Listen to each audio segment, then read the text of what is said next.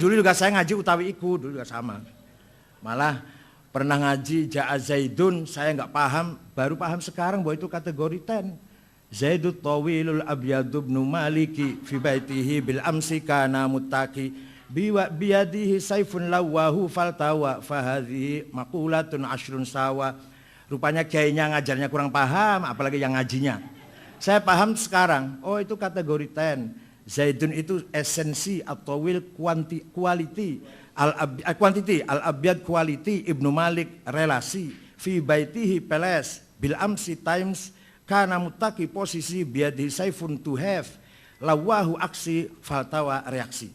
Itu Syekh Ahmad Zaini Dahlan yang bikin kitab Ja'a Zaidun, gurunya Syekh Muhammad Nawawi Banten dan Syekh Ahmad Khotib Sambas. Ahmad Khotib Sambas wafat tahun 1794. Kalau Muhammad Nawawi Banten wafat tahun 1884. Khotib Sambas 1792.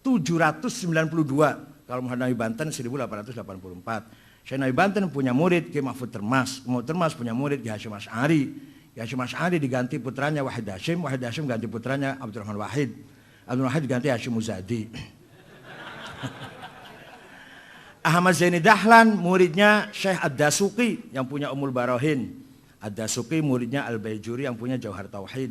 Al-Baijuri muridnya Abu Abdullah Muhammad As-Sanusi yang punya Al-Aqidatul Kubra. As-Sanusi muridnya Muhammad Abduddin Al-Iji yang punya Al-Mawaqif fi Ilmil Kalam 7 jilid.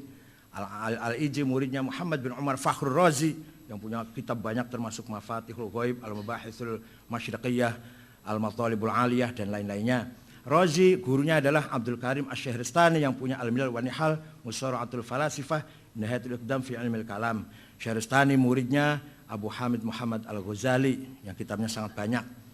Imam Ghazali muridnya Abdul Malik Al-Juwaini Imamul Haramain yang punya Al-Lataiful Isyarat, Al-Kafiyah fil Jadal, Ghiyathul Umam, Al-Arba'in fil Suluddin. Imam Haramain muridnya Abu Bakar Al-Baqillani yang punya At-Tamhid, Al-Insaf, Al-Bayan, Al-I'jaz. Al-Baqillani muridnya Abu Abdillah Al-Bahili, kitabnya hilang nggak ada.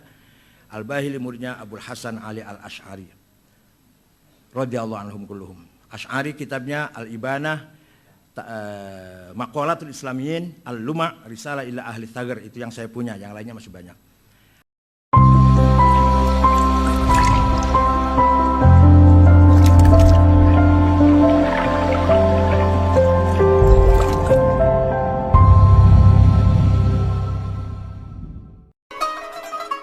Assalamualaikum warahmatullahi wabarakatuh. Bismillahirrahmanirrahim. Alhamdulillahirabbil alamin. Wassalatu wassalamu ala asyrafil anbiya'i wal mursalin sayyidina wa habibina wa syafi'ina wa qurrati a'yunina Muhammadin sallallahu alaihi wasallam wa ala alihi wa sahbihi ajmain. Allahumma shalli ala sayyidina Muhammad wa ala ali sayyidina Muhammad. Amma ba'du. Yang saya hormati Bapak Profesor Dr. Kiai Haji Said Agil Sirot selaku narasumber. Yang saya hormati Bapak Kiai Haji Abdullah Samsul Arifin dan Bapak Kiai Haji Idrus Romli selaku pentabayun juga narasumber dari Forum Ulama Kiai Muda NU Jawa Timur. Para masyayikh, para habaib, para auden, peserta diskusan yang berbahagia. Sebagaimana tadi telah disampaikan oleh koordinator bahwa forum tabayun dan dialog terbuka pada saat ini adalah dalam rangka mencari kejelasan-kejelasan tentang persoalan-persoalan yang terkait dengan pemikiran Bapak Profesor Dr. Kiai Haji Said Agil Sirot yang selama ini mungkin sudah kita baca atau mungkin kita ikuti pemikiran-pemikiran beliau lewat diskusi-diskusi yang pernah mungkin kita gali. Pada saat ini mungkin kita akan lebih gamblang dan lebih jelas lagi dengan forum tabayun yang sekarang sedang berlangsung. Dan berikutnya untuk menyikat waktu kami persilakan yang terhormat Bapak Kiai Haji Abdullah Samsul Arifin dan kemudian nanti dilanjutkan oleh Bapak Kiai Haji Idrus Romli, masing-masing waktunya 30 menit Ustaz ya. 30 menit. Kami persilakan. Ashabul fadilah, para masyayikh, para kiai, para habaib, para sepuh, para hadirin, para audien, wa nakhussu bidzikri limudiril ma'had Bumi Sholawat wa Murabbi Ruhina Kiai Haji Agus Ali Masyuri, narasumber kita pada siang hari ini, Sahibul Fadilah Profesor Dr. Kiai Haji Said Agil Siraj MA, Ketua PBNU. Para hadirin, para audien yang kami muliakan, sebuah tradisi yang cukup bagus untuk dipertahankan di dalam Jam'iyah Nahdlatul Ulama adalah adanya diskusi, adanya dialog, adanya sharing pemikiran, musyawarah, mudzakarah dan sebagainya. Termasuk juga kita diajarkan untuk terbiasa mengkritik terhadap pemikiran-pemikiran orang lain, baik di dalam Nahdlatul Ulama itu sendiri ataupun di luar Nahdlatul Ulama. Akan tetapi di balik itu ada tradisi juga yang selalu dijunjung tinggi oleh Nahdlatul Ulama, bahwa kritik-kritik pemikiran kepada orang lain harus didasarkan pada konsep, kepada kejelasan orientasi, pada hujah, kepada dalil yang dapat dipertanggungjawabkan sesuai dengan kriteria-kriteria yang selama ini dianut oleh Jam'iyah Nahdlatul Ulama. Atas dasar inilah maka forum pada saat ini tidak bermaksud untuk membuka atau menampakkan kepada para halayak tentang adanya pemikiran-pemikiran dari beberapa tokoh NU yang sekarang sedang ramai dibicarakan untuk diungkit-ungkit kembali, akan tetapi karena itu sudah menggelinding yang tentunya banyak orang tahu sejauh mana pemikiran-pemikiran yang dianggap nyeleneh, dianggap keluar dari mainstream Nahdlatul Ulama itu dapat dipertanggungjawabkan atau paling tidak ada klarifikasi kepada para halayak, utamanya kepada keluarga besar Jam'iyah Nahdlatul Ulama, bahwa apa yang mereka tuduhkan, apa yang mereka dengar sebetulnya tidak benar. Lah, ini mungkin yang sangat perlu untuk kita temukan jawabannya di dalam forum dialog seperti pada siang hari ini. Oleh karena itu, untuk menyingkat waktu, di sini ada beberapa persoalan yang ingin kami mintakan klarifikasi kepada yang terhormat Al-Wajil Profesor Dr. Kiai Haji Said Agil Siraj terkait dengan beberapa lontaran pemikiran-pemikiran beliau yang dimuat di berbagai media, utamanya di dalam salah satu buku beliau, Tasawuf sebagai Kritik Sosial, yang terbit beberapa tahun yang lalu. Ada beberapa hal yang ingin kami klarifikasi yang tentunya nanti kami harap beliau bisa memberikan penjelasan bahwa pemikiran-pemikiran beliau adalah pemikiran yang tidak keluar dari mainstream Ahlussunnah wal Jamaah dan sesuai dengan tradisi yang selama ini ada di dalam Jam'iyah Nahdlatul Ulama, baik dari proses pengambilan dalilnya ataupun hujah-hujah yang digunakan sesuai dengan tradisi yang ada dalam Nahdlatul Ulama. Pertama, yang perlu kami klarifikasi bahwa beliau menurut kami telah melakukan sebuah liberalisasi pemikiran di dalam Ahlussunnah wal Jamaah dan di dalam pemikiran Islam itu sendiri, di mana dalam salah satu pernyataannya beliau menyatakan kelahiran Aswaja secara historis tidaklah bisa dilepaskan dari perkembangan politik yang terjadi pada saat ini, bahkan kehadiran Islam pun syarat dengan nuansa politis. Lebih-lebih pada bagian yang terakhir, ketika kehadiran Islam itu dianggap sebagai sesuatu yang syarat dengan kepentingan politis, ini sangat menggelitik kami. Karena dalam keyakinan kami, Islam sebagai agama wahyu diturunkan oleh Allah semata-mata untuk menjadi penuntun, untuk menjadi aturan yang bisa mengantarkan umat ila ma fihi salahu ma'asyihim wa ma'adihim. Tidak karena ada suatu kepentingan politik, tetapi memang Allah yang berhajat untuk menurunkan agama itu sendiri sebagai pengejawantahan dari tujuan diciptakannya manusia, wa ma khalaqtul jinna wal insa illa liya'budun. Bagaimana manusia bisa menghamba, bisa menyembah kepada Allah, maka harus diatur dengan seperangkat aturan, yang aturan itulah yang kemudian disebut dengan ad-din, yang disebut dengan Islam yang kita yakini, menurut kita, menurut Ahlussunnah wal Jamaah versi Nahdlatul Ulama, kalau mau dipersempit lagi, sebagai dinun sa'ikun lidawil uqulis salimah ila ma huwa fihi salahu ma'asyihim wa ma'adihim.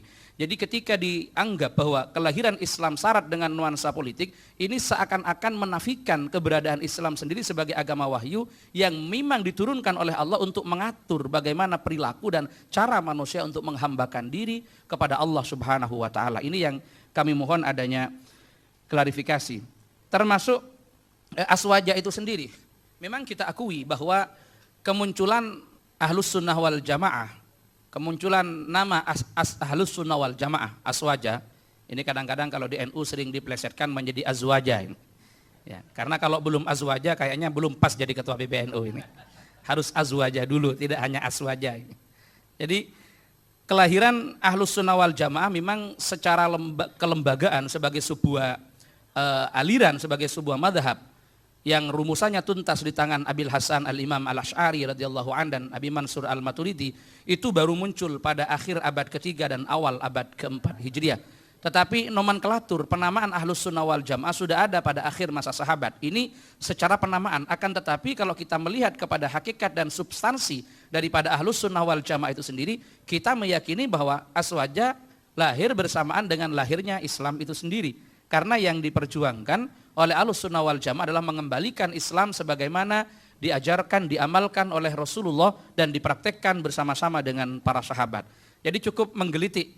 Mungkin apakah ini hanya sebatas pandangan beliau bahwa yang dimaksud lahirnya Islam, lahirnya Aswaja dilihat hanya pada aspek dimensi historisnya saja tanpa melihat substansi daripada Islam dan Aswaja itu sendiri, sehingga beliau berani mengatakan bahwa kelahiran Islam tidak bisa dilepaskan dari persoalan atau syarat dengan nuansa politik. Ini yang perlu kami mintakan klarifikasi, karena setelah kita melakukan kajian, pernyataan-pernyataan beliau ini kurang pas, kurang cocok dengan apa yang diajarkan oleh sesepuh-sesepuh kita, utamanya yang disampaikan oleh Hadratus Syekh Kiai Haji Hasyim Asy'ari, baik di dalam Konon Asasi ataupun di dalam Risalah Ahlus Sunnah wal Jamaah. Kedua, beliau Profesor Dr. Kiai Haji Said Agil Siraj membawa paradigma yang keluar dari mainstream Aswaja. Ini dugaan sementara kami, sebelum nanti ada jawaban dan klarifikasi dari beliau. Seperti yang ditegaskan keluar dari mainstream Aswaja sebagaimana yang diajarkan dan dikembangkan oleh Hadratus Syekh Kiai Haji Hasyim Asy'ari. Ini nampak sekali dengan beberapa kasus di mana beliau banyak mengadopsi logika Syiah dan Mu'tazilah dan diklaim sebagai pemikiran Aswaja.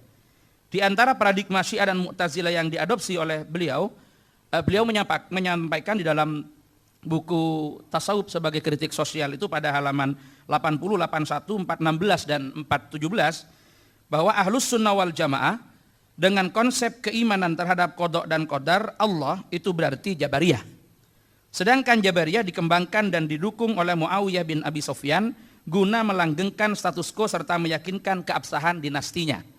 Nah, ini mungkin hal-hal yang juga perlu kami mintakan klarifikasi kepada beliau, karena data-data ini nampaknya beliau ambil dari karya-karyanya orang Mu'tazilah.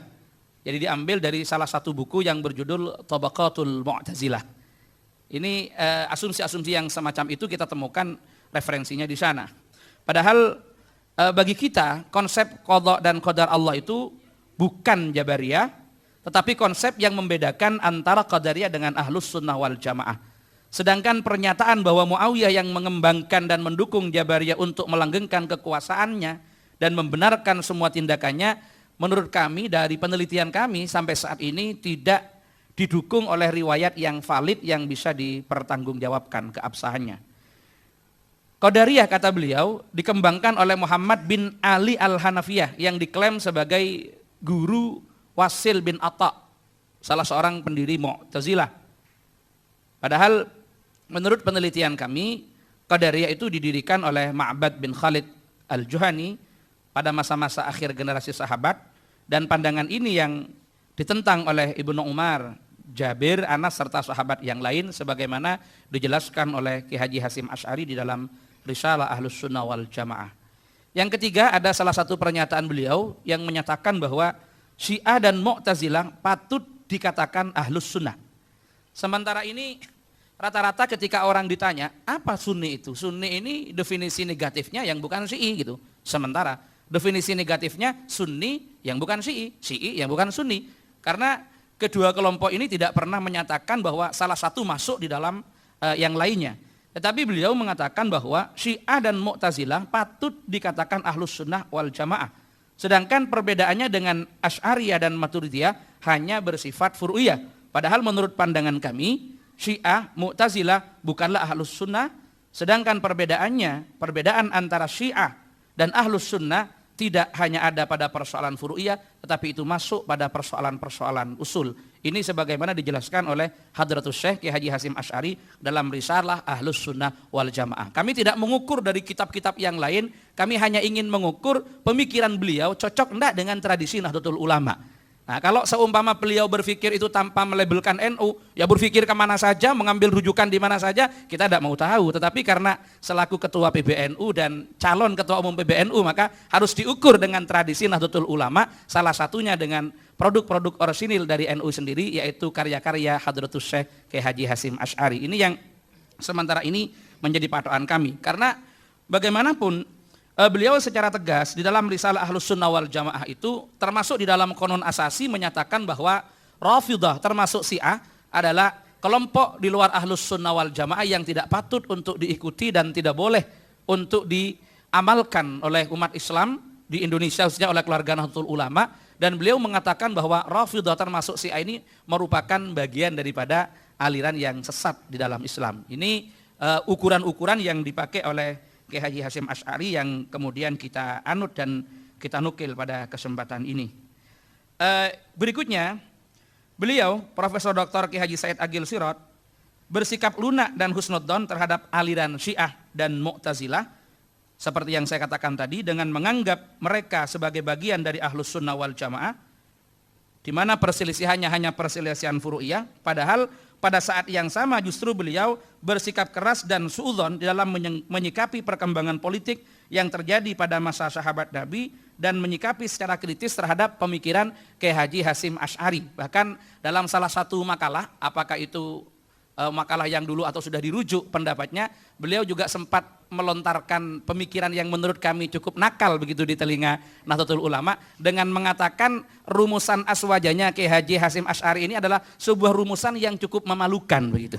Nah, ketika ini dipahami dan dibaca oleh komunitas Nahdlatul Ulama, nampaknya pembelaan kepada NU sendiri tidak ada, justru bersikap lunak dan husnudzon kepada orang-orang yang selama ini berbeda dengan Nahdlatul Ulama dan dianggap tidak masuk bagian daripada Ahlus Sunnah wal Jamaah sebagaimana yang kita yakini seperti Syiah dan Mu'tazilah itu sendiri. Kemudian ada lagi beberapa pemikiran beliau yang secara singkat kami sampaikan. Beliau juga mengatakan bahwa ini yang perlu kami klarifikasi tentang Ahmadiyah bukan aliran yang sesat. Ini kami juga minta klarifikasi apakah memang seperti itu atau ada pemelintiran orang terhadap pernyataan-pernyataan ini. Yang terakhir tentang pluralisme agama, sebetulnya ini agak mirip dengan pemikirannya jaringan Islam liberal, di mana beliau Profesor Dr. Kiai Haji Said Agil Sirot mengatakan bahwa semua agama itu benar dengan berargumentasi pada ayat 62 dari surah Al-Baqarah yang mengatakan Innal ladzina amanu wal ladzina hadu wan nasara was sabiina man amana billahi wal yaumil akhir wa amila salihan falahum ajruhum 'inda rabbihim wala khaufun 'alaihim wa lahum yahzanun. Ini hampir sama dengan apa yang kemarin kami klarifikasi kepada jaringan Islam liberal. Kami menginginkan beliau menunjukkan data-data yang atau rujukan dari kitab-kitab tafsir yang dijadikan kesimpulan oleh beliau untuk mengembangkan aspek toleransi yang sangat tinggi atau mengembangkan pemahaman Islam yang inklusif yang tentunya sesuai dengan standar yang dipakai di dalam Nahdlatul Ulama, sesuai dengan kutub al-mu'tabarah yang selama ini dijadikan patokan dan dijadikan pegangan di dalam Nahdlatul Ulama. Karena menurut pandangan beliau, ayat tersebut tidak hanya dapat meruntuhkan dominasi syariah yang bersifat dzanniyat, tetapi memupus ragam-ragam absolutisme agama yang banyak terefleksi pada doktrin-doktrin teologi. Menurut beliau, dalam teks ayat tersebut, kebajikan dan balasan baik dari Allah, yaitu surga, tidak akan melihat predikat mukmin Yahudi, Kristen, Majusi, Buddhis, penganut Konghucu atau label-label agama lainnya, namun titik tekannya hanya ada pada kemauan mereka beriman kepadanya dan kehidupan akhirat serta beramal soleh. Nah, ini yang cukup menggelitik kami, karena dalam pemahaman kami bahwa mereka-mereka itu orang-orang yang beriman, orang-orang Yahudi, orang-orang Nasrani, itu kalau mereka beramal soleh, mereka baik, mereka beriman, mereka akan mendapatkan pahala dari Allah ketika mereka berpegang teguh pada agama mereka sebelum agama mereka dinasah oleh Islam. Karena menurut keyakinan kita, keluarga besar Jamaah Nahdlatul Ulama, turunnya agama samawi itu secara otomatis menasah terhadap agama yang sebelumnya dan sebelumnya. Jadi ketika Islam turun, maka tidak ada pilihan lain bagi orang Yahudi dan orang Nasrani kecuali mereka harus berfusi ke dalam Islam itu sendiri. Sebagai pengejawantahan daripada man amana billahi wal yaumil akhir, maka mereka akan melakukan fusi karena iman kepada Allah, juga iman kepada berita yang disampaikan oleh Allah, keberadaan Rasulullah sebagai nabi terakhir, keberadaan Islam ya sebagai agama yang universal. Maka dengan demikian keimanan mereka harus disertai dengan sebuah konsekuensi mengakui dan mengikuti Islam sebagai satu-satunya agama yang benar ba'da maji'il Islam. Ini selama ini yang dipahami oleh komunitas Nahdlatul Ulama dari beberapa referensi dan kitab-kitab tafsir yang selama ini kita anggap sebagai bagian dari kutub Al-Mu'tabarah. Saya kira ini pengantar dari kami, dari komunitas Forum Kiai Muda, ini asuhan Kiai Haji Ali Masyhuri. Kenapa Kiai Muda? Karena yang tergabung di sini rata-rata usianya itu 30-an Kiai. Jadi 31, 32, 33 dan belum sampai 35-an. Jadi disebut dengan Kiai Muda semua ini. Ini bimbingan dan asuhan Kiai Haji Agus Ali Masyhuri. Untuk selanjutnya kami kembalikan kepada moderator. Assalamualaikum warahmatullahi wabarakatuh. Bismillah, alhamdulillah, wassalatu wassalamu ala sayyidina wa maulana Muhammad Rasulillah wa ala alihi wa sahabati wa man tabi'a sunnatahu wa jama'atah min yaumina hadha ila yaumin nahdah. Sayyidi Syekh Kiai Haji Gus Ali Masyhur Atallahu baqa'ah Zuhranana wal ummah Sadatana al-ulama wal masyayikh wal asatidz wal fakirin wal mustaqafin wal mutahaddirin Innahu lamin dawa'is surur an akuna amamakum fi hadhihi sa'ah fi hadzal ma'had al-mubarak bumi sholawat tahta isyraf Sayyidi Syekh Kiai Gus Ali Masyhur.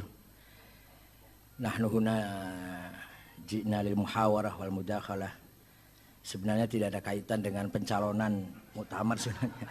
Majelis ilmiah itu lepas daripada itu, karena muktamar hal lain, majelis ilmiah hal yang lain lagi.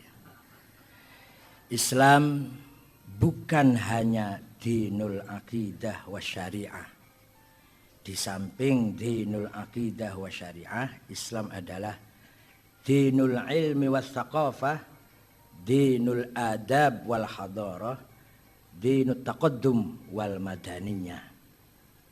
Ini yang menjadikan Islam bisa diterima di mana-mana sampai di bumi Nusantara.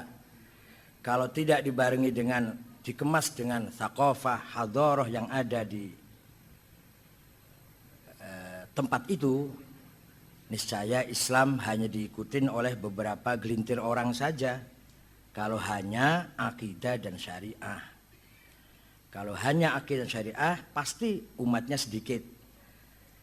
Tapi karena dibingkai, disinergikan dengan produk manusia, produk karya manusia, maka disebut thaqafah kalau di bidang pemikiran, hadarah kalau di bidang prestasi, madaniyah kalau di bidang manajerial, aturan, undang-undang, maka Islam bisa tersebar sampai ke Indonesia terutama atau sampai ke Eropa. Apa yang dikatakan oleh Dr. Abdul Arif itu benar semua. Saya tidak memungkiri omongan saya itu. Pendapat saya, menurut saya benar, mungkin salah.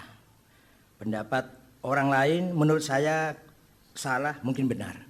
Qul inna au iyyakum la ala hudan au fi dhalalim mubin. Itu Al-Qur'an memberi pengarahan kepada Rasulullah ketika kedatangan tamu Nasara Najron. Ketika kedatangan Kristen Najron, Allah merintahkan kepada Rasulullah agar berdialog dengan mereka dan mengatakan inna au iyyakum, kami atau Anda semua la ala hudan yang benar au fi dhalalim mubin. Itu termasuk adabul bahsi wal munadharah. Pertama, kelahiran Islam syarat dengan politik. Ya saya kan cuma nukil nerjemah ya, bukan karangan saya, bukan bikinan omongan kulo. Ini ada Tarikh Al-Kamil Ibn Al-Athir. Ini ahli sunnah sakpole Ibn Al-Athir ini. Ahli sunnah tenanan, bukan Syiah, bukan Mu'tazilah.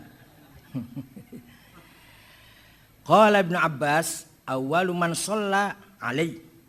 Wa qala Jabir bu'itsan Nabi sallallahu alaihi wasallam yaumal Itsnain wa shalla Aliyun yaumal Tsalatsa.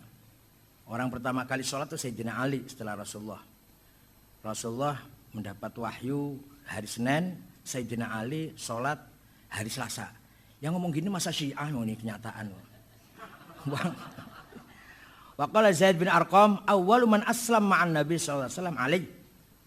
Nah, kemudian wa qala Afif Al-Kindi kuntu imra'an tajiran, saya pedagang.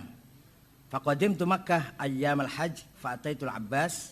Saya pedagang datang ke Mekah hari-hari haji. Kemudian saya ketemu Sayyidina Abbas. Fa baina nahnu 'indahu id kharaja rajulun faqama tijahal Ka'bah yusalli. Ketika saya sedang duduk-duduk dengan Abbas, tiba-tiba muncul seorang menghadap Ka'bah salat. Tsumma kharajat imra'atun tusalli ma'ah. Kemudian disusul seorang perempuan salat bersamanya. Tsumma kharaja ghulamun faqama yusalli ma'ah. Kemudian datang pula remaja salat bersamanya. Fakult, saya tanya, ya Abbas ma hadzal din? Agama apa iki? Faqala Abbas, hadza Muhammad ibnu Abdullah ibni akhi. Ini Muhammad anak saudara saya Abdullah. Za'ama, Muhammad mengira annallaha arsalahu, Allah telah mengutusnya, wa anna kunuza Kisra wa Kaisar satuftahu alaih. Ini sudah bahasa politik namanya. Menurut pemahaman zaman sekarang. Kalau sudah fatah, itu sudah bahasa politik, kekuasaan maksudnya. Menurut Muhammad mengira, kata Abbas, dia diutus oleh Allah dan kekayaan raja dan kaisar, Kisra dan kaisar Persia dan Romawi, satuftahu alaih, akan dikuasainya, akan dikuasai olehnya. Wa hadhi imra'atuhu Khadijah amanat bih. Dan ini istrinya ini Khadijah, dia percaya kepadanya. Wa hadzal ghulam Ali bin Abi Thalib amanah bih. Dan yang satu itu yang remaja itu Ali itu bin Abi Thalib juga iman kepadanya. Wa aimullahi ma a'lam ala dzal ard ahadan ala hadzal din illa haulai thalathah. Demi Allah saya enggak tahu agama di atas bumi yang seperti ini kecuali yang orang tiga ini, yang diikuti oleh orang tiga ini. Qala Afif laitani kuntu rabi'an. Mudah-mudahan saya nanti yang nomor 4. Jadi agama ini baru orang tiga, Muhammad, Khadijah dan Ali. Kata Afif, mudah-mudahan aku nomor 4-nya. Bahasa satuftahu kunuza, satuftahu alayya, katakan Rasulullah satu alaihi, kunuz Kisra wa Kaisar, ini sudah bahasa politik. Artinya Nabi Muhammad sudah punya program politis, yaitu akan menguasai Romawi dan Persia. Begitu pula Wali Songo. Wali Songo juga punya proyek politik itu. Di samping ya jelas kalau dakwah akidah ya pasti itu ya, tapi juga proyek politik.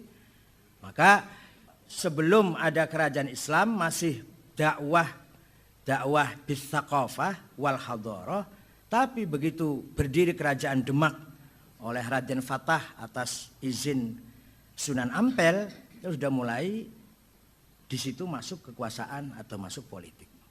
Dan alhamdulillah Majapahit, Pajajaran, Sriwijaya hilang kertaneng bumi, hilang sirno kertaneng bumi. Tidak usah dibom, tidak usah diserang, sudah hilang sendiri. Surodiro Jayaningrat lebur dening pangastuti. Kejayaan keningratan orang Hindu lebur hancur oleh doanya santri pangastuti itu. Santri dulu tapi. Kalau santri sekarang sudah ndrobos doanya. Keseringan bikin proposal.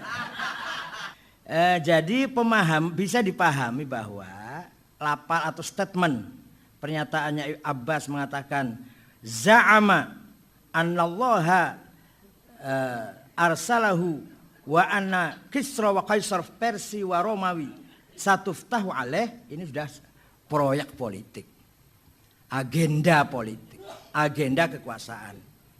Jadi Islam tidak bisa lepas dari agenda kekuasaan. Hanya metodenya, caranya, sistemnya beda-beda. Ada yang bila perlu bil qital, bila tidak perlu ya bidakwah, bil hikmah wal mau'izatul hasanah. Tapi kepepet ya bil qital, bil harb. Dan ternyata berhasil Rasulullah itu. Persia sudah hilang ketika zaman Utsman bin Affan.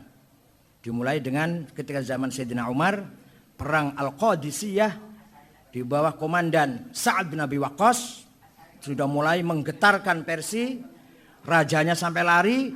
Kemudian Sayyidina Utsman melanjutkan apa yang dimulai oleh Sayyidina Umar sampai terakhir Raja Persia Yazdirjid kedua mati dan selesailah sudah yang namanya Imperium Persia yang sudah ratusan tahun sejak dimulai dibangun oleh Maharaja Diraja Khoras dengan agamanya Zoroaster, kitab sucinya Avesta Sandinista. Kalau Romawi bertahan lama, baru hilang Romawi dari peta bumi tahun 1455. Baru kemarin nih, artinya baru 500 tahun ya, 1455. Yaitu Sultan Muhammad Al-Fatih dari dinasti Utsmaniyah.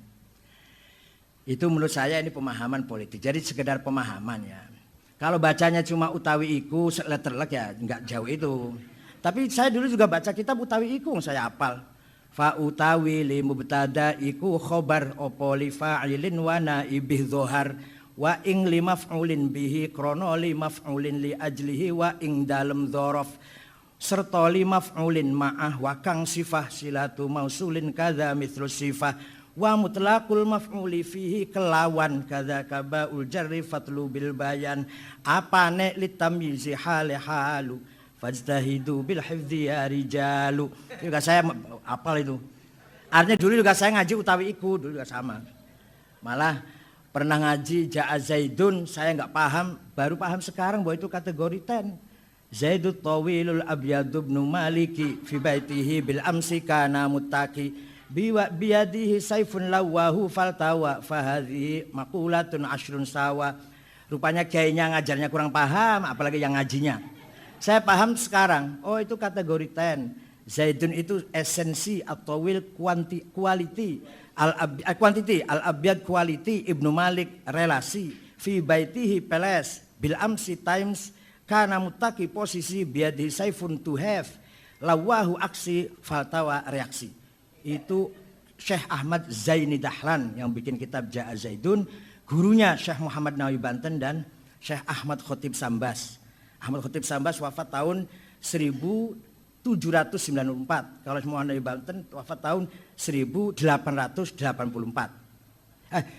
Khotib Sambas 1792. Kalau Muhammad Nawawi Banten 1884. Syekh Nawawi Banten punya murid Ki Mahfud Termas. Mahfud Termas punya murid Ki Hasyim Asy'ari.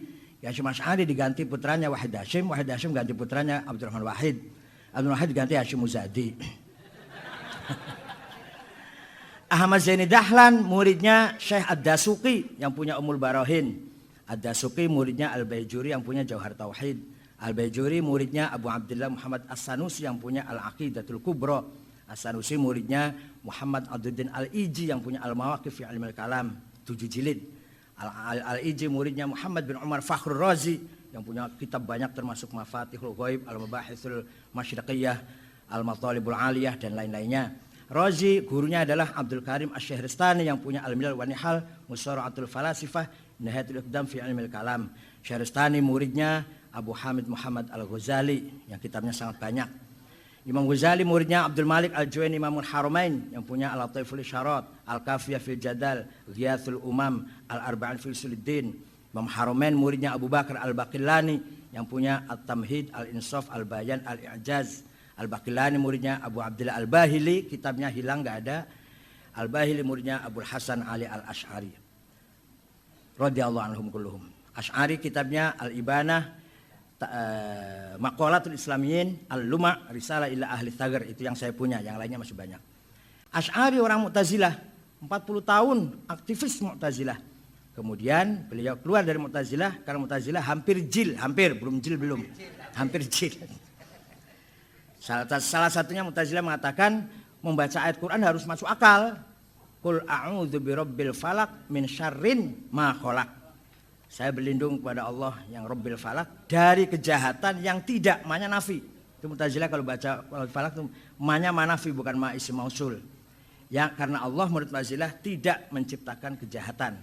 Termasuk prinsip Mu'tazilah as-sulh wal aslah.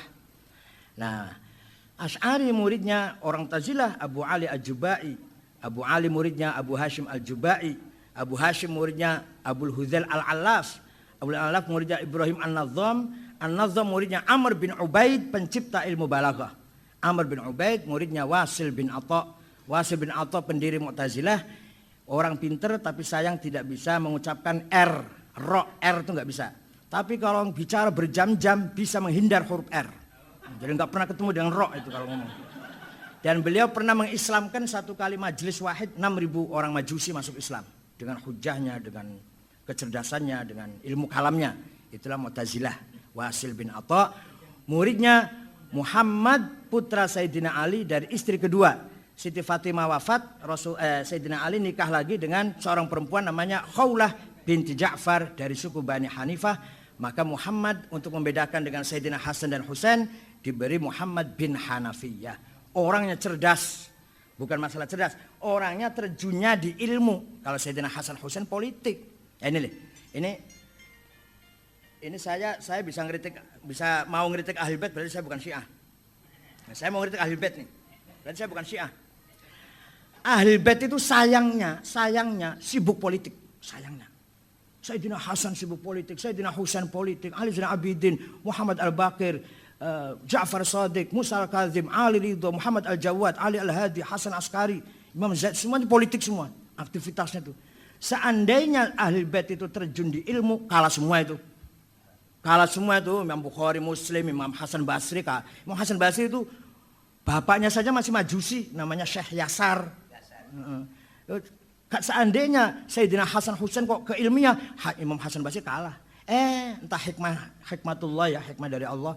Ahli Bait terjun politik, maka ilmu di take over oleh kebanyakan mawali. Mawali itu artinya bekas budak, tapi sudah tidak. Iya, bekas budak, bekas tahanan perang. Hasan Basri bapaknya tahanan perang.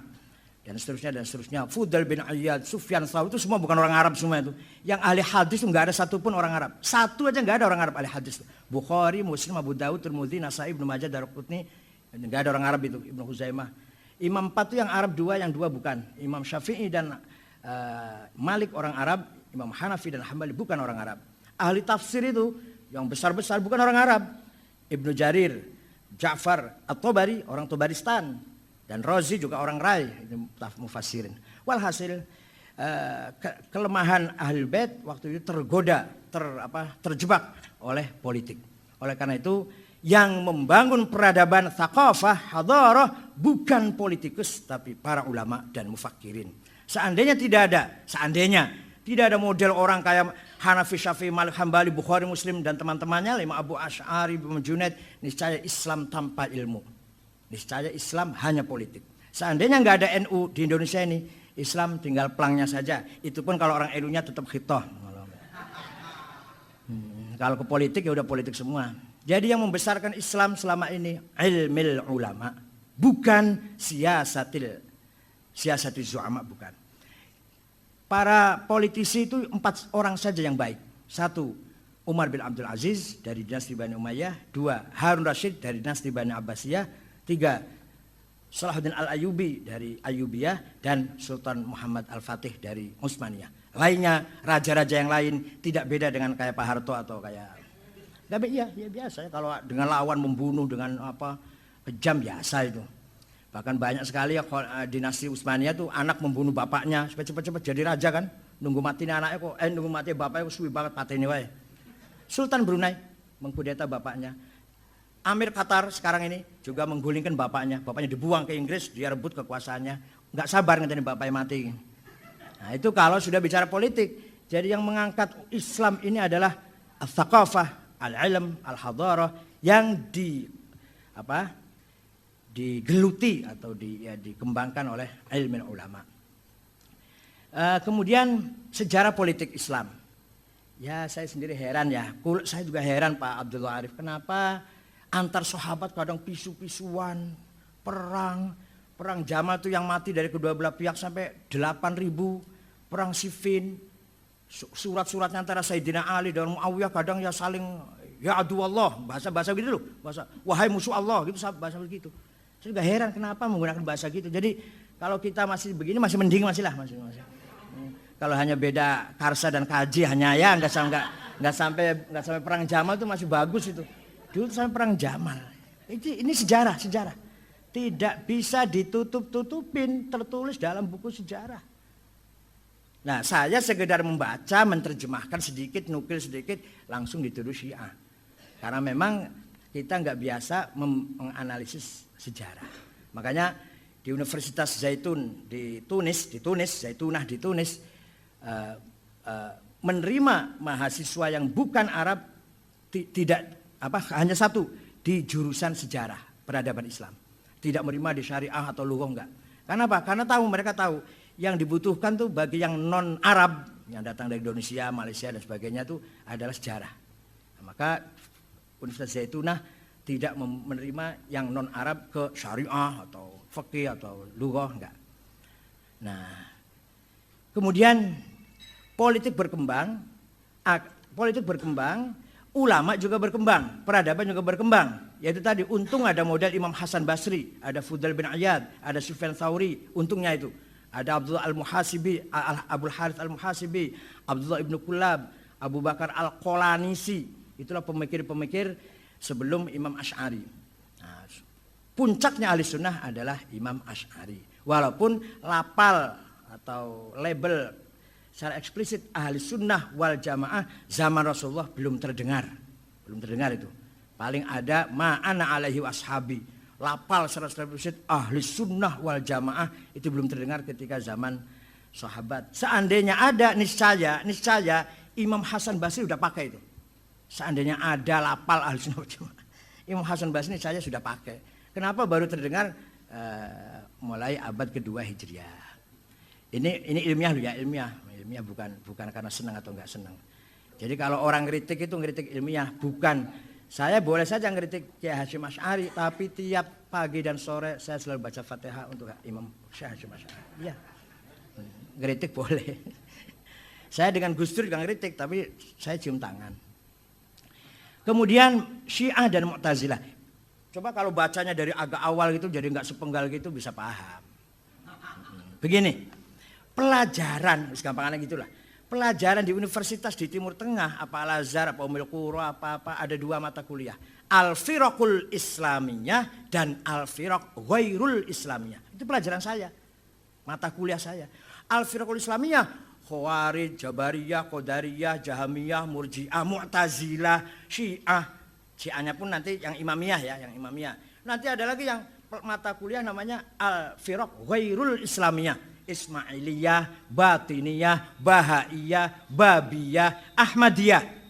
Itu pelajaran mata kuliah sendiri.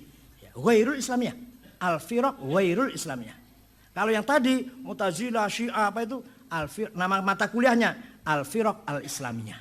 Jadi apa artinya? Artinya partai-partai itu masih koridor, dalam koridor Islam. Lahirnya dari betul-betul dari ihtikak wal munafasah di dalam internal masyarakat Islam sendiri, bukan intervensi dari orang luar. Kalau sudah kebatinan, sudah Ismailiyah, Bahaiyah, Qadianiyah, Babiyah, nah itu sudah intervensi dari eksternal. Ada agenda dari musuh Islam. Kalau Syiah, Ahli Sunnah, Jabariyah, Qadariyah itu lahir dari perut orang Islam. Sama seperti di kita. NU, Muhammadiyah, Wasliyah, Nahdlatul Wathon, Perti, dari perut bangsa Indonesia. Tapi kalau HTI, Majelis Mujahidin, Salafi itu ekspor itu. Impor itu. Nah, tapi kalau NU, Muhammadiyah dengan segala perbedaannya lah, bagaimanapun orsinil dari pergerakan, gesekan, kompetisi berlomba-lomba, Muhammadiyah dan NU muncul, masyarakat Islam, Nahdlatul Wathon, Persis masih dari perutnya orang bangsa Indonesia. Artinya mau nggak mau. Sejarah Islam Indonesia adalah pasti sejarahnya NU, sejarahnya Muhammadiyah, sejarahnya Syarikat Islam, sejarahnya Persis, sejarahnya Nahdlatul Wathon, sejarahnya Al-Khairat, itu pasti. Kalau kita mau ingin tahu sejarah Islam di Indonesia. Sejarah Islam secara dunia pasti Kalau yang tahu, kalau yang baca sejarah Islam secara keseluruhan, ya pasti nanti akan bicara Mu'tazilah, Syiah, Khawarij, Jabariyah, Qadariyah, Murji'ah, Jahamiyah, Ahli Sunnah, Sufi, Falasifah, pasti. Ya itulah sejarah kita. Itu milik kita, semua milik kita. Nggak bisa dihindari. Hanya memang ada perbedaan, tapi itu adalah hasil sakofah, hadarah umat Islam. Orisinil itu, bukan karena apa namanya transnasional. Malah ketika itu Muawiyah pernah ditawari oleh Romawi, saya bantu ya, nolak Muawiyah waktu perang dengan Sayyidina Ali. Kata Muawiyah, enggak, saya enggak butuh bantuan, hanya saya ingin damai dengan kamu, sementara saya lagi ngadepin Ali dulu, jangan berhenti dengan Romawi perangnya dulu. Tapi mau dibantu enggak, itu masih bagusnya begitu. Nah masalah, jadi secara keseluruhan Syiah, Mu'tazilah dan semua tadi masih aset khazanah pemikiran Islam, tidak keluar dari Islam. Bahkan saya mengatakan tidak keluar dari ahli sunnah karena selama masih menjunjung tinggi Al-Quran, nomor 2 hadis, nomor 3 baru akal, itu masih ahli sunnah itu. Secara umum dulu, secara umum. Jadi pertama kali itu kan seperti suratnya Imam Syafi'i. Gubernur Abdurrahman Al-Mahdi kirim surat pada Imam Syafi'i. Saya kalau memahami Quran nggak paham, global, umum, coba terangkan. Imam Syafi'i panggil muridnya Rabi' bin Sulaiman Al-Muradi. Duduk, ini balas surat yuk, ini ada surat dibalas yuk. Kamu tulis, saya yang dikte. Uktub ar-risalah, tulis surat. Nah, surat Imam Syafi'i itu 300 halaman. Nah, itulah jadi kitab ar-risalah awal man ansya'a ilmu usul fiqh. Faslun fil bayan.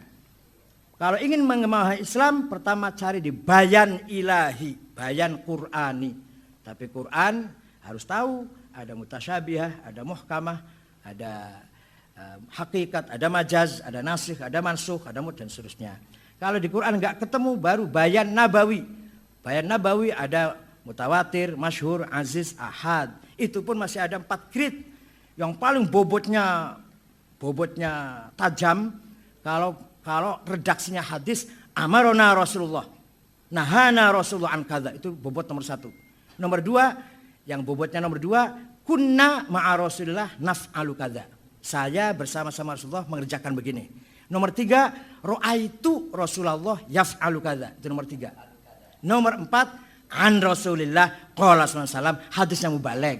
Ya enggak apa-apa, enggak usah berbobot, enggak apa-apa, mubaligh saja. Yang penting amplopnya bisa. Amplop itu penting. Kalau tebal soheh, kalau tipis doif. Kalau tipis tapi yang memberikan tuh IPPNU yang cantik, soheh liweri. Ada mustalahul amplop. Kemudian Jabariyah, aduh sayang kitabnya nggak saya bawa nih, yang cerita itu. Bahwa itu Nasy'atul Fikr Falsafi karangan Dr. Ali Sami Nasyar. Dr. Sami Nasyar itu Asy'ari Tulen abad 20. Itu guru besar Mesir yang membelain mazhab Asy'ari. Ceritanya setelah Sayyidina Ali meninggal, Muawiyah ngomong, semua yang terjadi ini biqudratillah wa qadaihi wa masyiatihi wa ridahu. Lau lam yardo lam yaqa. Ini semua takdir Gusti Allah. Ali kalah, aku menang. Nah, dia kan menang, enggak ada Ali, enggak ada saingan sudah. Dan barang siapa enggak menerima ini, berarti enggak menerima, menolak takdir Allah atau kehendak Allah. Ini kan politis nih, lepas dari benar atau enggak, akidah itu, tapi itu jelas digunakan untuk kepentingan politik. Maka dikanter oleh putra Sayyidina Ali yang namanya Muhammad itu menggelar pengajian di Masjid Madinah, la qada wala qadar, af'alul ibad minal ibad, titik. Tidak ada qada qadar, perbuatan manusia dari manusia. Imannya Abu Bakar, imannya Umar dari Abu Bakar Umar sendiri. Kufurnya Abu Jahal, Abu Lahab dari Abu Lahab, bukan takdir Allah, bukan intervensi Allah. Nah, itu pemikirannya Muhammad bin Hanafiyah. La qada wa la qadar af'alul ibadi minal ibad. Di antara muridnya yaitu Syekh Ma'bad Al-Juhani dan Ghailan Ad-Dimashqi. Nambahin la qada wa la qadar af'alul ibad minal ibad wal amru unuf. Ini yang disalahkan oleh Ibnu Umar, wal amru unuf. Tidak ada qada-qadar, perbuatan manusia dari manusia. Allah pun baru tahu kejadian setelah terjadi. Jadi Allah kaget, khaufa kalah. JK kalah itu agak loh, JK kok kalah itu Allah kaget. Allah taunya JK kalah setelah kalah itu. Allah taunya Khalifah kalah setelah kalah itu. Wal amru unuf. Itu yang Sayyidina Ibnu Umar mengatakan, ana bari. Saya tidak ikut campur pendapat seperti itu. Itu disebut al-qadariyatul ula. Qadariyah pertama. Nanti akan dimodernisir oleh Wasil bin Atha. Wasil bin Atha mengatakan, af'alul ibadi minal ibad la qada wala qadar walakinnallaha ya'lam. Allah tahu Abu Bakar akan iman, Abu Jahal akan tidak iman, Umar akan iman, Abu Lahab akan tetap kufur, Allah tahu. Tapi imannya Abu Bakar Umar, kufurnya Abu Jahal Abu Lahab bukan takdir Allah. Bukan intervensi Allah. Itu menurut Mu'tazilah. Imam Asy'ari mau cari jalan tengah. Nah, tengah itu kadang-kadang tepat, kadang-kadang bulat. Tengah yang namanya tengah. Kadang-kadang nggak jelas. Makanya khitoh itu harus jelas tuh kadang-kadang. Soalnya khitoh itu kadang ada khitoh ideologis, ada khitoh strategis. Kalau udah khitoh strategis itu yang ini alhamdulillah Menteri Agama masih orang NU. Kalau Menteri Agama dapat Salim Jufri, waduh. Ini alhamdulillah Surya Dharma Ali. Jadi NU ada, ya, NU ada 4. Surya Dharma Ali Menteri Agama, Muhaimin Menteri Tenaga Kerja dan Migrasi, Faisal Zen itu dari Cirebon, Menteri Percepatan Daerah Tertinggal, dan Pak Muhammad Nuh Menteri Diknas. Ini baru kali ini ada Diknas dipegang oleh orang. Tapi Pak Muhammad Nuh itu NU-nya harus dikawal. NU yang masih harus dikawal gitu. Karena nggak pernah aktif di NU kan? Hanya iya tak? Oh gitu nggih. Saya belum dengar. Sekarang. Tadinya nggak pernah. Jadi walhasil NU, tapi NU yang harus dikawal gitu loh. Kayak Pak Slamet Effendi Yusuf, itu NU 100%. 2 periode ketua Ansor, anaknya Kiai Yusuf hafidz Quran, tapi Golkarnya 150%. Enggak. Bukan karena muktamar, bukan. Ya memang gitulah. Beliau 20 tahun meninggalkan NU, 20 tahun di Golkar. Waktu Cipasung itu lawan Gus Dur, belain Abu Hasan waktu Cipasung. Jadi NU-nya 100%, anaknya Kiai Yusuf, Haji Barang, Pondok Tahfidz Quran. Golkarnya 150%. Dan Golkar dulu lagi, bukan Golkar sekarang.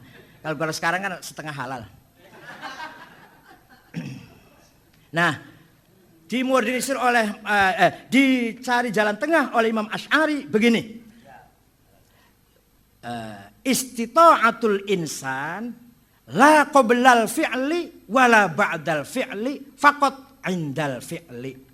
Saya tidak boleh mengatakan gelas ini tak banting pasti pecah, nggak boleh. Nggak bisa ngomong pasti pecah. Atau setelah saya pecahkan satu, kemudian satu lagi. Ini yang satu lagi juga kalau saya banteng pasti pecah. Itu ba'dal fi'li, tidak juga. Tapi saya bisa mengatakan saya angkat gelas, saya banting, bersamaan dengan saya banting gelas, Allah mentakdirkan gelas pecah. Ma qata'tu min linatin aw taratu ma qaimatan rasulullah fa bi idznillah wala taqulanna li syai'in inni fa'ilun dzalika illa ayyasha Allah. Jadi kalau ngomong Imam Asy'ari begini, tak tempeleng kamu, insyaallah mengo kamu. Tak pukul insyaallah kepalamu pecah. Barusan insyaallah terus, enggak boleh enggak ada insyaallah. Iya, makanya enggak harus ada. Ya, belum bisa dijadikan ukur kufrun gitu, nggak bisa Pak. Ya nggak apa-apa. Ya, jadi Mu'tazilah mengatakan, kalau Mu'tazilah tidak, istita'atul insan mutlak, qoblal fi'li ma'al fi'li indal fi'li. Nah, kalau yang Jabariyah mutlak juga, manusia tidak bisa apa-apa, la qobla wala ba'da wala ma'a. Asy'ari tengah-tengah, ba'da dan qobla tidak, tapi ma'indal fi'li. Kalau saya nginjak semut, kemudian semut itu mati, itu saya hanya bebarengan, bersamaan saya melakukan kasab, melakukan ikhtiar, nginjak semut, Allah nyabut nyawanya semut. Itu Asy'ari itu. Ya itulah. Nah ini namanya perdebatan ulama luar biasa. Ini pun baru secuil, baru sedikit sekali. Kalau baca Maqalatul Islamin luar biasa. Dan Imam Asy'ari itu bagusnya, baiknya Imam Asy'ari itu, ketika menceritakan pendapat lawan, tidak apa? Sikoh, tidak nambahin, tidak ngurangin. Dalam kitab Maqalatul Islamin. Kalau Ibnu Taimiyah kadang nambahin, kadang ngurangin kalau Ibnu Taimiyah. atau Abdul Qahir siapa? Al-Baghdadi. Itu kadang keterlaluan kalau menceritakan pendapat lawan. Kalau Imam Asy'ari tidak. Baqolatul Islamiyin apa adanya. Kata lawan itu diceritakan sebenarnya baru dijawab. Nah, udah. Kemudian perbedaan. Jadi kalau kita bicara pokok bahwa Mu'tazilah, Syiah dan Asy'ari sama-sama iman billah, iman bi kutubihi, iman bil yaumil akhir, iman bin nubuwah, iman bis sam'iyat wal ma'ad, sam'iyat, ilahiyat, nubuwat, ma'ad. Ya, Islam masih dalam koridor Islam. Kalau sudah salah satunya itu tidak mempercayai ilahiyat, nubuwat, sam'iyat, ma'ad, baru kita pertanyakan keislamannya. Tapi kalau Mu'tazilah, Asy'ari, Syiah yang imamiyah ya, sama masih percaya pada ilahiyat, nubuwat, sam'iyat, dan ma'ad. Secara umum. Adapun setelah itu perbedaan, jangankan Syiah dan ahli sunnah. Di dalam ahli sunnah Asy'ari juga kadang tajam sekali perbedaannya. Menurut Imam Razi, yang penting sifat yang 20 cuma satu, sifatul ilmi. Yang penting itu. Cuma kalau sudah ilmu pasti wujud. Kalau ilmu pasti kudrah. Kalau ilmu pasti iradah. Kalau ilmu pasti hayah, kalam, sama, basor. Kalau ilmu pasti itu loh. Jadi Imam Razi sendiri mengatakan yang penting sifat Allah satu, al-ilm. Itu kan hampir Mu'tazilah itu. Hampir Mu'tazilah. Kalau Mu'tazilah mengatakan Allah nggak punya sifat. Tapi kalau punya sifat, sifat Allah itu qadim apa hadis? Kalau hadis mustahil, zatnya qadim kok sifatnya hadis. Kalau qadim la ta'addadatil qudama. Sing qadim wakil banget, zatnya Allah sifatnya pitu. Berarti wulu qadim. Kristen menganggap 3 qadim saja kafir, apalagi. Nah itu ini hujahnya Mu'tazilah. Maka Allah alimun bi'ilmin huwa dzatuh. Allah qadirun biqudratin hiya dzatuh. Itu i'lalnya Mu'tazilah. Kata Asy'ari tidak. Allah alimun bi'ilmin wal ilmu sifatun qaimatun zaidatun 'ala dzat laisat hiya dzat wala hiya ghairuha. Allah itu zat plus sifat ilmu. Jadi Allah zat dan ilmu. Ilmu itu zaidah. Lah ilmu ini bukan zat Allah, mengkantar Mu'tazilah. Bukan selain zat Allah, mengkantar Kristen. Kristen mengatakan sifat kalam itu pisah dari zatnya. Jadilah Yesus. Itu namanya antropoforisme. Apa namanya? Antropomorfisme. Ya, ada sifat menjelma menjadi sosok. Namanya tajassud. Itu sebenarnya filsafatnya ditulis oleh Athanasius, yaitu seorang tokoh Kristen patriark dari Alexandria, musuhnya Arius yang masih tauhid, yang kemudian dibela oleh Konstantin sehingga menang melawan Arius di Konsili Nikia tahun 250 Masehi. Jadi saya kalau cerita Kristen juga apal saya, tapi bukan orang Kristen. Nanti dikira saya cerita Syiah apal, orang Syiah. Ada yang ngomong itu, sama ini cerita Syiah lu apal banget. Ya saya cerita apa saja apal, kalau yang ini loh, kalau fikih saya enggak, kalau fikih saya angkat tangan. Tapi kalau cerita begini-begini saya apal. Jadi menurut Asy'ari, sifatun zaidatun 'ala dzat laisat ghairuha, sifat itu bukan zat, laisat hiya dzat, mengkantar Mu'tazilah yang mengatakan sifat hiya dzat. Wala hiya ghairuha sebentar. Laisat hiya dzat mafhumus sifat mukhalif an mafhumiz dzat. Wala ghairuha as-sifah la tanfasilu 'aniz dzati abadan. Itu mengkonter Kristen. Nah, itu pendapatnya Imam Asy'ari. Karena mengkonter Kristen butuh menjawab Kristen, sifat bisa pisah dengan zatnya. Maka kata Asy'ari, wala hiya ghairuha. Lengket dengan zat, enggak bisa mental. Begitu kita Allah artinya zat ma'a sifati. Begitu kita mengucap Allah itu artinya zat ma'a sifati. Enggak bisa pisah satupun. La tanfasilu anha abadan. Itu menurut Imam Asy'ari. Sebab kan Imam Asy'ari tidak mustahil ada zat tanpa sifat. Bisa ane ono dijeringi zat pasti punya sifat. Maka zat harus ada sifatnya, itu Imam Asy'ari. Kemudian masalah Ahmadiyah, ya bacanya juga sepotong itu Mas namanya Mas. Keputusan pleno PBNU di Hotel Salak Bogor. Nyun sewu terang-terangan saja biar tahu. Kiai Ma'ruf Amin ngotot harus ada kata-kata Ahmadiyah adalah aliran yang sesat dan menyesatkan. Nah, Saya diam karena saya juga yakin Ahmadiyah sesat. Saya juga tahu Ahmadiyah sesat. Bikinan Inggris, Ahmad itu bikinan Inggris tahun 1888. Ketika Muhammad Jinnah, Muhammad Iqbal, Ali Jinnah, Muhammad Iqbal sedang berjuang ingin memisahkan diri dari India, bikin Pakistan itu, Inggris bikin nabi baru supaya bikin fitnah, supaya bikin pecah, yaitu siapa namanya? Mirza Ghulam Ahmad. Sebenarnya terus terang Mirza sendiri nggak pernah mengatakan saya nabi, nggak pernah. Muridnya, pengikutnya mengatakan Mirza nabi, Mirzanya diam. Mirzanya diam, dianggap nabi. Kalau aku dianggap wali, aku diam lah. Ben. Saya nggak pernah, saya wali tapi ono wong aku ya ben. Alhamdulillah, kebetulan malah. Tapi kalau saya dianggap Habib nggak mau Gus. Saya ada orang, ente masih Habib, masih keturunan Khon ya. Yang di Pasuruan tuh, Khon.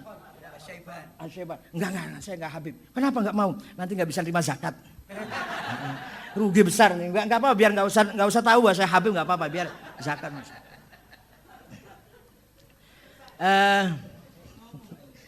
Ahmadiyah menurut keputusan pleno PBNU waktu di sidang komisi Kiai Ma'ruf Amin dengan Pak Masdar dan saya tetap mengotot ada kata-kata Ahmadiyah adalah aliran yang sesat dan menyesatkan. Ketika di pleno dipimpin oleh Kiai Sahal, Kiai Tolha, katibnya Nazaruddin Umar, ya, tidak usah menggunakan bahasa caci maki. Sehingga keputusannya Ahmadiyah adalah aliran yang ditolak oleh umat Islam di internasional. Itu aja bahasanya. Hanya memperhalus bahasa. Itu kehendaknya Rois Am ketika memimpin sidang pleno. Bukan saya, bukan. Saya hanya menulis gitu aja. Iya betul. Bukan kehendak saya. Saya nggak ikut campur masalah. Dalam hati saya tahu itu masih sesat dan menyesatkan. Tapi Kiai Sahal menghendaki bahasanya jangan gitu. Kita perhalus bahasa. Jadi Ahmadiyah adalah aliran Islam yang ditolak oleh umat Islam dunia.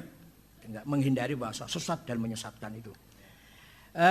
Kemudian agama-agama itu benar. Ya kalau ditafsirnya begini dong Mas. Kalau memang dia amana billahi imanan sahihan wal yaumil akhir imanan sahihan wa amila sholihan amalan mutabiqan li syariatil islamiyah, selesai. Nah kalau imannya beda dengan iman ya jelas. Kalau imannya mengatakan Yesus anak Tuhan, ya jelas tidak benar dong. Yahudi kalau mengatakan Uzair ibnullah ya tidak benar. Tapi kalau semuanya tauhid dan sahihan, khalisan, mukhlisan, kalau semuanya mengamalkan amal solehan, yaitu syariah, wal yaumil akhir, yaitu iman bi thawab wal iqab wal jannah wan nar wal hisab wal mizan, ya selesai udah. Nama boleh Yahudi, boleh Kristen. Tapi kalau imannya seperti itu selesai. Sehingga semuanya adalah Islam. Tapi gak usah menggunakan label Islam, gak apa-apa. Yang penting nilainya Islam. Daripada labelnya Islam tapi jauh dari Islam. Kira-kira begitu maksud saya. Ini artinya begini. Keadaan di daerah dengan di Jakarta itu beda. Itu harus disadari. Saya di Jakarta itu menghadapi luar biasa tantangannya. Seminar itu harus ganti-ganti yang diomongkan. Saya setiap diundang seminar harus ganti. Kalau nggak ganti nggak diundang lagi. Harus jadi tantangannya besar ke Jakarta. Saya dengan Amir Rais, dengan Kang Jalal, dengan Eki Syahrudin. Dulu waktu belum ada PKB, waktu dulu Orde Baru lah. Amir Rais, sering dengan Pak Amir Rais, Kang Jalal, Nur Khalis Majid, Eki Syahrudin, dan yang intelek-intelek itu. Ya kitanya harus intelek juga dong. Kalau nggak intelek ya nggak diundang lagi. Artinya kalau nggak diundang bukan berarti amplopnya, bukan. Kita nggak bisa mengatasnamakan tidak mewakili NU lagi. Satu. Yang kedua, akhir-akhir ini saya juga, ya ini maaf kalau bukan, ya barangkali cerita tentang sedikit andil saya. Sibuk ngelayani Wahabi di Bekasi, di Jakarta Timur, di Depok. Pernah saya mau ceramah di Perumahan Galaksi, ada spanduk, hati-hati penceramah ini sesat. Spanduknya itu. Saya datang. Siapa yang nulis spanduk itu, ayo debat dengan saya. Kalau saya kalah, saya ikut dia. Tapi kalau saya menang, dia harus ikut saya. Enggak ada yang muncul. Tahunya 2 hari kemudian datang ke rumah dua anak muda. Saya disuruh Adiani. Dokter Adiani. DDI. Adiani ya, keluaran Pakistan. Ya itu. Nah, saya mohon maaf Kiai, saya nulis itu disuruh oleh Adian, ya itu yang dari DDI. Jadi saya tiap hari ngepui Wahabi loh. Ya, ini barangkali andil saya di NU itu. Dan saya pernah mengalahkan Nabiullah Musaddiq. Jadi kalau jenengan paling majelis ulama, kalau saya pernah majelis ambiya. 3 jam diskusi di Mabes Polri. Ditonton oleh polisi. Polisi nggak ikut campur, cuma nonton. Nabi Musaddiq itu 3 jam tanggal 9 Desember 2007. Dan tobat dan menang saya. Alhamdulillah itu. Dan saya pernah menengah-nengahi seminar Sunni Syiah di Qatar. Hari pertama saling caci maki. Syekh Wahbah Zukhaili, Ali Sobuni dengan Ali Taskhiri. Hari kedua saya tengah-tengahin. Alhamdulillah berhasil, dianggap berhasil gitu loh. Akhirnya malah ditindaklanjuti di Istana Bogor. Hanya sayang karena Menlu absen di Dewan Kaum PBB, maka yang datang bukan tokohnya, orang-orang kurang berbobot lah, baik dari Syiah maupun dari Sunnahnya. Karena Menlu pemerintah Indonesia ikut mengutuk Iran, maka orang Irannya yang datang kecil. Oh ya, kalau Imam Syafi'i simpati pada Syiah, berapa halaman nih? Ini karangan Imam Fakhrur Razi, Manaqibus Syafi'i. Ada beberapa poin Imam Syafi'i mengapa dituduh simpati dengan Syiah. Ada di sini nih. Bawah ya. Sebentar. Ya, Sebentar. Ya. Ini ada ini. Za'amu annahu minhum. Ada orang menuduh bahwa Syafi'i itu Rafidhah. Wahtajju alaihi biwujuh. Al-awwal, idza dzukira asy'aran musy'ara bi raghbatihi fi dzalikal madhhab wa ruya anna al-Muzanni qala qultu li Syafi'i innaka rajul tuwali ahlul bait. Kata Imam Muzni, jenengan itu ulama yang agak miring ke ahlul bait. Falau amilta fi hadzal bab abyatan, buat jenengan bikin syair. Maka Imam Syafi'i bikin syair, wa ma zala kitmanaka hatta ka'annani yaruddu jawab as-sa'ilina li'ajam waqtu muwaddi ma safa'i maraddati litaslama min qawlil wushati wa aslamu. Ana syi'i fi dini wa ahli bi Makkah thumma dari asqaliyah bi atyaba maulidin wa azza fakhrin wa ahsana madhhabin yasmul bariyah. Jadi ana syi'i, sampai gitu sampai Imam Syafi'i itu. Syairnya ini. Jadi bukan Syiah politik, tapi simpati pada Syiah daripada waktu itu penguasanya zolim-zolim kan gitu. Sampai-sampai Imam Syafi'i dipanggil oleh Harun Rasyid karena dituduh Syiah. Ini Manaqib Syafi'i karangan Imam Razi halaman 140 sampai 141. 2 halaman cerita tentang Imam Syafi'i agak cenderung simpati pada Syiah. Dalam rangka ngeritik pemerintah yang zalim. Assalamualaikum warahmatullahi wabarakatuh.